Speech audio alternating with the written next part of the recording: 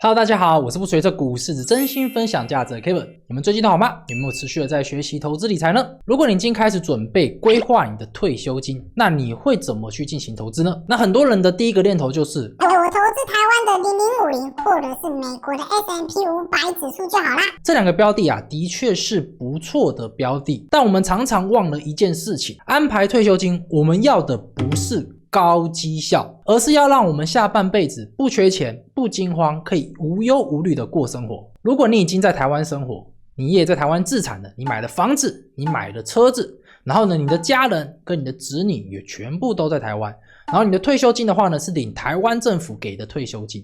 最后呢，你连股票也是买台湾的股票，那你有没有发现到一件事情？你其实是在all in 台湾，那你觉得这样真的安全吗？为什么退休族要懂得全球分散投资？我会跟大家分享3档全球的股票型的 ETF， 让你在最高分散风险的状况之下呢，可以获得一个合理的报酬，而且它的税负更轻，投资起来的成本也非常的低。其中一档 ETF 甚至10年下来可以多赚100万哦。那投资全球股票 ETF 到底有什么好处呢？第一，你不是重压一个国家或者是一个产业，你是直接投资全世界，也就是你可以参与全世界的经济成长。那第二就是我今天跟大家分享的这些 ETF 呢，它是涵盖超过50个国家、数千家公司哦，所以个股风险几乎为零。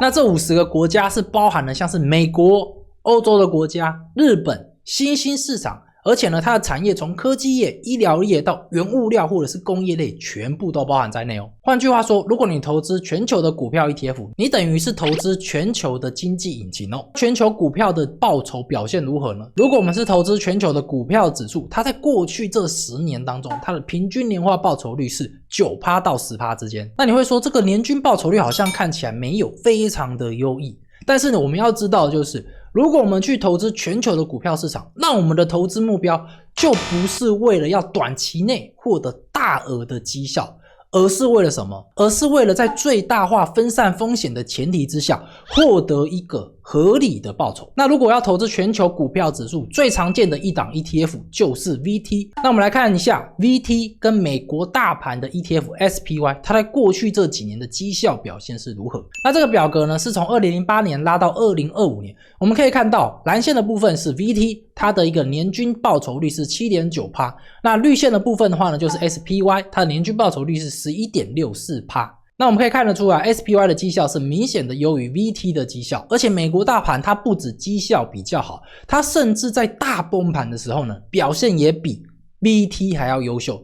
你可以看到 VT 它在过去这几年当中，它最大回撤是来到了 45.96%， 那 SPY 的话呢，则是来到了 41.8%。所以呢 VT 在大崩盘的时候呢，它甚至跌得更多哦。所以有人看到这张图之后呢，就会说，你看嘛，我投资0050或者是投资美国大盘 SPY， 不止报酬率赢 VT， 在过去这几年当中，就算遇到股灾 SPY 表现也比 VT 好啊，那我干嘛要投资 VT？ 其实这类说法是中了静音偏误的陷阱。台湾跟美国在过去这几年，它绩效的确表现得非常的好。美国因为宽松的货币政策，所以呢，他们的经济成长非常快。台湾的话呢，则是因为半导体产业的崛起，所以让台湾的经济也表现得非常的不错。但是大家知道吗？在1990年的时候呢，有一个国家它也是世界强权，但是呢，它后来步入了30年的经济衰退。这个国家是哪个国家？就是我们台湾人最爱去的日本。所以我这边是要跟大家讲，虽然我们现在看起来好像过去这几年绩效表现得非常的不错，但是不代表这个国家它在未来30年会表现得一样好。特别像是我们台湾有非常明显的地缘政治风险，那美国的话呢，也有估值泡沫的一个危机。那你确定这些事情在我们退休之后的20-30年时间它不会发生吗？所以我的观点是这样的，如果我们退休的时候呢，我们只投资单一个国家，那等于是我们将所有的鸡蛋都放在一个篮子里面。那如果加上我们又是台湾人，又只投资台湾的话，那等于是我们在这一篮子鸡蛋当中呢，又放入了一颗石头，让它更容易破碎哦。那成功的投资呢，是理性的策略，而不是感性的投票。我们退休后的投资，并不是为了要押对一个赢家，而是要确保自己在这个世界的每一次的波动，每一次的转动当中，我们都可以获得收益。这才是一个正确的退休资产配置的心态，也是投资全球股票 ETF 的核心理念哦。这也是为什么我常常跟我的学员以及我的家人说，我们可以不投资台股，但是呢，我们一定要懂得投资美股以及全世界的股票。那如果要投资全球股票 ETF， 难道 VT 就是我们的唯一选择吗？那有没有其他更有效率、更省股息税，还可以免掉美国遗产税的替代选择呢？当然有。那接下来我就会跟大家分享。好，那我们来看这个表格。那这表格的话呢，总共有3档都是投资全球股票的 ETF。那这3档 ETF 呢，分别是我们最常听到的 VT， 还有另外2档呢，则是爱尔兰的 ETF， 分别是 VWRA 跟 VWRD。那这几档 ETF 他们的基金名称还有他们的代号、注册地跟交易所我都放在上面这一边。那爱尔兰这2档 ETF 呢，虽然他们是爱尔兰的 ETF， 不过呢他们可以在伦敦证券交易所就可以交易到了。那 VT 这档 ETF 呢，则是在纽约证券交易所进行交易。那这几档 ETF 呢，他们的上市日期最早的是 VT 这一档，它是在2008年就上市了。那最年轻的则是 VWRA， 它是在2019年上市的。那 VWRA 跟 VWRD 这2档 ETF 最大的差别在哪里？这2档 ETF 其实它们几乎一模一样。那 VWRA 它是属于一档累积型的 ETF， 那 VWRD 则是属于一档配息型的 ETF。那其实从股票代号就可以明显的看得出来， VWRA 它的 A 的意思就是属于累积型，那 VWRD 它的 D 的意思就是属于配息型的意思。那这3档股票的价格是落在$120到$150之间。那有人会说，这100多元好像看起来门槛蛮高的，是4000多块台币。那我前面已经跟大家明显的讲到了，投资全球股票 ETF 是属于退休人士比较适合。退休人士，请问你拿不出100多块美元吗？当然不可能嘛。对退休人士来讲的话呢，我觉得是非常可以去负担的。那这几档 ETF 他们的成分股的数量呢， VT 它是来到了9700多只股票，那另外2档 ETF 呢，则是3600多只股票。那为什么会差距这么大呢？我们就来看一下他们成分股的分布。那不管是 VT 还是 VWRA 或是 VWRD， 他们的第1名的国家分布都是属于美国，是高达了 62%。接下来的话呢，则是日本，有 5.9%， 大概是 6% 左右。然后呢，接下来是英国，然后呢，中国、加拿大、法国、德国、印度、瑞士。最后一个第10名的话呢，则是属于台湾。那这 Top 10加起来的话呢，都是高达了 88% 以上哦。那产业分布方面，不管是 VT 还是 VWRA、VWRD， 他们的科技业都是属于最多的。接下来的话呢，则是属于金融业，然后呢是工业，然后呢消费必需品以及医疗产业哦。那产业分布方面，最多的科技产业也只占他们总基金的权重 24% 左右。但是如果你是投资像是0050，那你最少就是 50% 以上全部都是属于科技产业。所以我才会跟大家讲说，如果你要退休的时候，你投资了一档 ETF， 你 all in 它了，然后这档 ETF 有 50% 都是属于科技产业，又是属于半导体产业的话，那请问你退休会安稳吗？那这边大家内心一定有自己的答案。那我自己的话呢，我是更偏向于这种广泛分散在各个产业的 ETF。那接下来我们来看这几档 ETF 它们的成分股的市值大小。那每一列呢，从低到高的话呢，总共分成3列。那最下面的话呢，就是属于小型市值，再来是属于中型市值，然后最上面的话呢，则是属于大型市值。那栏位的话呢，有分为价值股，还有中性的，还有成长股。那成长股的意思就是指这些公司他们的营收或者是净利啊，他们的成长率是非常的高。那价值股的话呢，代表说这些公司他们的配息是比较高，还有他们的估值也比较低。然后我们可以看到 VT 还有包含 7% 的小型股，但是 VWRA 的话呢，它跟 VT 最大的差别就在于 VWRA 它是完全没有小型股哦。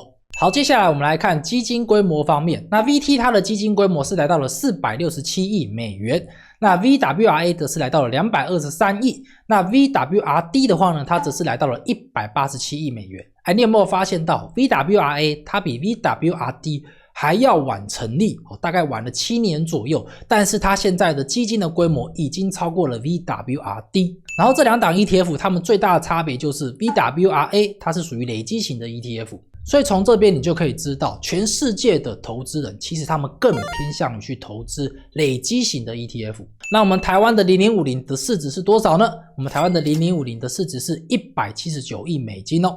好了，接下来我们来看股息配发。那 VT 它的殖利率是来到了 1.8%， 那 VWRA 它则是没有配息嘛，它是属于累积型的。那 VWRD 它则是来到了 1.5%。那计价币别方面，这3档 ETF 都是属于美元计价，内扣费用率最低的是属于 VT， 它是来到了 0.06%。那 VWRA 跟 VWRD 都是 0.22%。那这边大家一定不要觉得说 VT 的内扣费用率好像最低，所以呢 VWRA 跟 VWRD 他们的持有成本就更高，其实不一定哦。我们还要看股息税方面。那我们来解析这3档 ETF 他们的股息税。那首先我们要知道，投资人去投资基金的时候，我们拿到的股息税主要有2个层级。第一个层级就是这些基金他们持有了这些成分股，这些成分股他们配发股息给基金的时候呢，这中间的话呢，会不会被课股息税？那第二层就是基金配发股息给投资人的时候呢，这中间还会不会被课税？所以我们领股息的时候呢，主要会经过这2个税收哦。那首先我们就来看这3档 ETF 他们的最大成分股来源，美国它的股息税是怎么扣的？首先 VT 这档 ETF 它一定会持有美国的股票嘛，不是高达了 62% 的美国公司的股票吗？那这些公司的股票他们配发利息给 VT 的时候，这中间要不要被课税？答案是不用的，是 0%。但是呢，如果这些公司美国公司配发给爱尔兰的 ETF， 像是 VWRA、VWRD 就要被扣 15% 的股息税。那这个 15% 的股息税已经有爱尔兰跟美国的租税协定哦。如果像是我们台湾的 ETF， 像是00646元大标普500的 ETF， 它投资美国公司的话呢，这些美国公司配发股息给我们的00646是要被扣 30% 的股息税哦。所以说爱尔兰在这地方其实它也是有优势的。那接下来的话呢，我们来看第2大成分股日本公司。那日本公司如果配发股息给 VT 的话，那中间会被日本政府扣 10% 的股息税。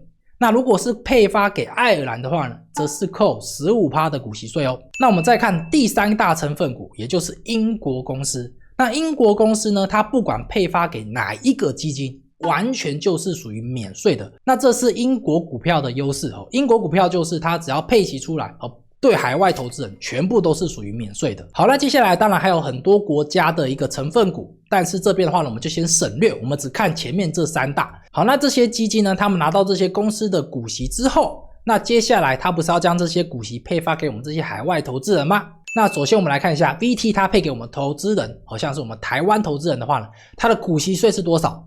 答案就是 30% 哦。好，那如果是爱尔兰这2档 ETF 呢，是 0%， 因为爱尔兰的税法它对非爱尔兰的人，或者是你没有在爱尔兰自产的投资人，你投资这种爱尔兰的 ETF 是完全不用缴股息税的哦。那我们将这几个税我们把它给累计起来，那我们可以看到 VT 这档 ETF 它的美国成分股的股息，我们投资人只可以拿到 70%， 但是如果是爱尔兰的 ETF 像是 VWRA 跟 VWRD， 我们就可以拿到 85%。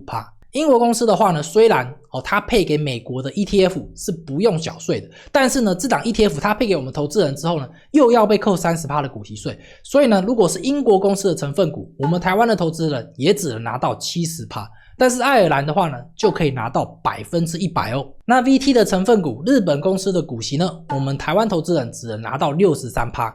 但是呢，如果是爱尔兰的这2档 ETF， 我们台湾投资人就可以拿到 85%。所以从这个表格你可以发现到，爱尔兰的 ETF 它是更省股息税的。再去加上我们投资人如果去持有 VT 这档 ETF， 等于我们是持有了美国的资产，那就会面临美国的遗产税哦。而 VWRA 跟 VWRD 因为他们是属于爱尔兰的 ETF， 就完全没有美国遗产税的问题哦。那美国遗产税是多少呢？那美国遗产税对海外投资人的免税额是高达了6万美元哦，但是如果是对美国居民的免税额是高达了1399万美元。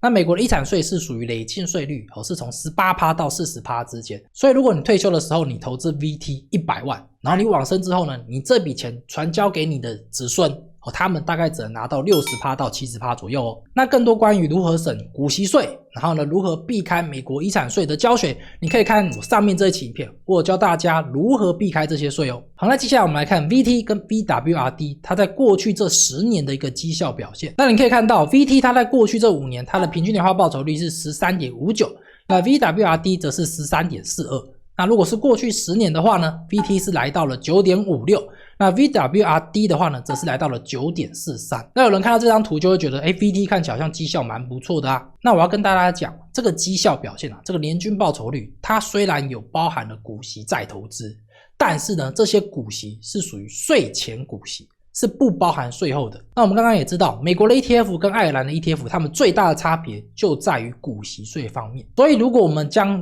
美国的股息税给计算起来，那 VT 它的历年绩效呢将会受到非常大的影响。首先我们来看 VT 这档 ETF 它的历年殖利率，你可以发现到 VT 这档 ETF 呢，它的历年殖利率呢最高大概是来到了 3.3%， 然后呢最低的话呢也有 1.5%， 那现在大概是属于 1.8%。我们就假设 VT 在过去10年它的平均的殖利率是 2% 好了，那 2% 的殖利率就有 30% 会被当作美国的股息税，所以呢就要被扣掉 0.6%。所以呢我们把这个算进来之后呢， VT 它的实际过去10年的年均报酬率，我们台湾投资人拿到的大概是 8.96%， 那 VWRD 则还是一样是 9.43%。那如果我们都是退休人士在规划退休的投资，我们在2015年的时候呢，我们先投资了100万进来，那 VT 在第10年的时候呢，可以拿到2360万，那 VWRD 则可以拿到2460万，这两者的差距是来到了100万哦。那100万差不多等于是我们台湾的一台国产车，或者是你退休之后2到3年的生活费哦。所以呢，我们千万不要小看这小小的一点股息税，这小小的股息税长期投资下来，差距就会非常的大哦。好，那我们再回到这个统整的表格，那基金配息的预扣税，那 VT 的话呢，就是美国政府会扣 30%， 那爱尔兰的这两档 ETF 都是属于免税的。那税务递延方面的话呢， VT 是没有税务递延，那 VWRD 也是没有税务递延，但是 VWRA 就有税务递延的功能。那税务递延的意思就是指这些 ETF 他们不是会配发股息出来吗？那这些配发出来的股息，我们台湾投资人拿到之后呢，是要归类在我们台湾的海外所得。那配息型的基金，就是这些基金的成分股，他们配发股息出来之后呢，基金公司拿到股息，就会在当年度配发给我们投资人。那我们投资人呢，就要列入当年度的海外所得。那累积型的 ETF 差在哪？累积型的 ETF 就是它的成分股也一样会配发股息给这些基金，但是基金呢并不会把这些股息配给投资人，而是将这些股息呢放入自己基金的净值当中。那基金的净值变高，那基金的股价就会跟着成长。那这种累积型的 ETF 它什么时候才要报海外所得？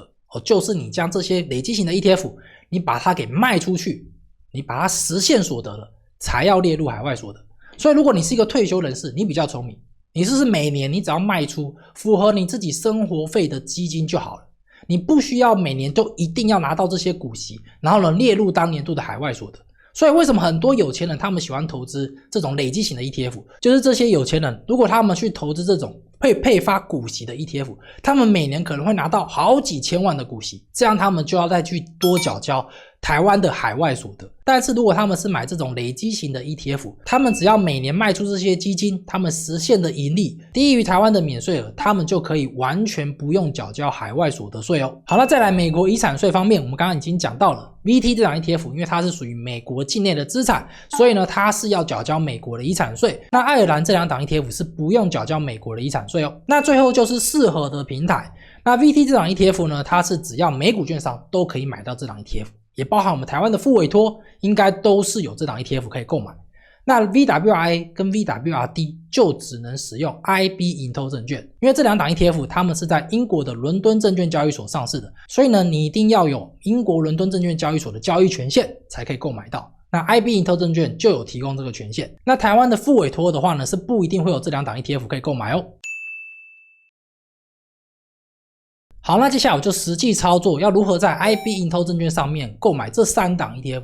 那很简单，我们就先登录 IB 的网页版，我们在最上面这边输入我们要查询的股票代号，那我们就输入 VT。那我们 VT 输入进来之后呢，你可以看到这边有非常多的金融产品，那这些金融产品就是他们的前面股票代号是 VT， 那我们就要找 Vanguard 开头的Vanguard Total World 这档 ETF 就是我们要找的 ETF， 我们把它点击下去，然后这边的话呢，它有股票期权可以选择，那我们这边选择股票，把它点下去。好，那你就可以看到 VT 这档 ETF 它的股价是126块美元，好，那我们就可以直接点击买入就可以购买了。好了，接下来我们来找 VWRA 跟 VWRD， 我们一样在上面这边打入 VWRA， 然后呢我们点击哪一个呢？这边有2个都是属于 VWRA， 那你要知道的就是我们要找的是伦敦证券交易所的，那就是 LSE ETF。好，这档 ETF 就是属于伦敦证券交易所交易的，那我们就把它点击下去，然后我们这边一样选择股票，点击下去。好，那 VWRA 我们就可以直接点击买入，就可以购买这档 ETF 了。那这边可以设定它的数量，以它的限价，或者是你要用市价的方式进行购买，都可以哦。好，那最后一档 ETF 就是 VWRD， 我们一样输入 VWRD。好，那这边我还是比较建议大家，如果 VWRD 跟 VWRA 你要进行选择的话呢，选择 VWRA。我们不需要那种配息型的 ETF。有人不要说什么你不会配息的话呢，那我们就没有现金流啦。为什么会这样想呢？你就直接把这些股票给卖出去就好啦。你想要多少你就卖多少，那这样不就是一个现金流吗？为什么你一定要这些基金他们将这些股息配给你，你才认为这是现金流？你是不能自己把这些基金给卖出去吗？今天很呛是吧？如果你有100万，你投资 VWRA， 然后你每年你想要领 4% 出来，那 4% 大概就是4万台币嘛，那你就等于是说你只要每年卖出8股左右VWRA 就可以啦。然后你也不用担心说这些股票被你卖光，因为如果这些股票它的价格越来越高的时候呢，这些 ETF 呢它也会进行分割，就像是我们台湾的0050最近不是也进行分割了吗？在合理的提领率之下，你是不可能会将这些股票给卖光的。好，那我们再回来看那 VWRD 的话呢也是一样，我们要选择 LSE ETF 这档 ETF， 那我就把它点击下去，然后点击股票。好，那我这边的话呢也可以买到 VWRD， 我们点击买入就可以购买咯。好，那以上就跟大家示范我是如何去使用 IB 盈透证券来购买这3档 ETF。那如果你想要使用 IB 盈透证券的话呢，你可以看我上面的这一集开户教学，或者是说呢，你可以先加入我们的 IB 的中文交流区。那你可以在我们交流区当中呢，看我们这些 IB 的用户，我们使用的经验以及心得，再考虑要不要使用哦。好，那以上同等的这些资讯的表格，我都会放到下方的资讯栏以及置顶浏览当中。如果你觉得这期影片对你有帮助，可以不用填写任何资料就可以免费下载咯。好，那最后是 Q&A 的时间 ，VT、VWRA 跟 VWRD 如果可以选的话呢，你会选择哪一档 ETF 进行投资？那第二题就是你现在是否是 all in 台湾的状况呢？ A 是我现在呢房子、家人、工作还有股票全部都是买台湾的。 B 不是，我现在有投资美股、美债等海外资产，因为分散风险非常的重要。好，那如果你觉得这期影片对你有帮助，可以将这期影片分享给其他有要进行退休金规划的朋友，帮助他们进行财务规划哦。我们下期影片见，拜拜。4万台币大概多少美元？妈的，个十百千万，去除上。